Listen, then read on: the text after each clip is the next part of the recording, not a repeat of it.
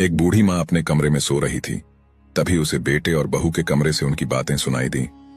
बेटा कह रहा था कि मुझे मुंबई में नौकरी मिल गई है, लेकिन हम तीनों वहां नहीं रह सकते क्योंकि कमरा छोटा है और दोनों जगह का किराया में नहीं दे सकता।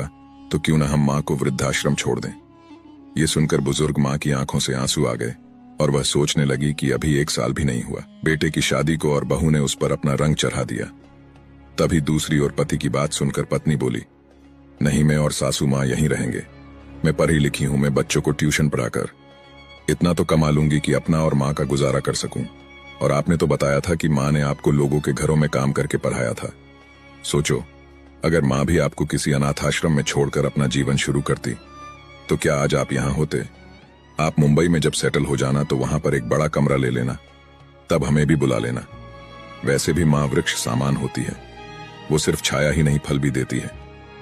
बहू की बात सुनकर माँ की आंखों में आंसू आ गए और उसे भी समझ आ रहा था कि उसे बहू के रूप में एक बहुत अच्छी बेटी मिली है। दोस्तों, कहानी का भाव यही है कि सास बहू का रिश्ता भी माँ बेटी का रिश्ता है। अगर कुछ प्रेम सम्मान देने की कोशिश हो तो सच में ये रिश्ता बहुत प्यारा है, जो घरों को और परिवारों को जोड़ने में एक महत्वपूर्ण Download ShareChat.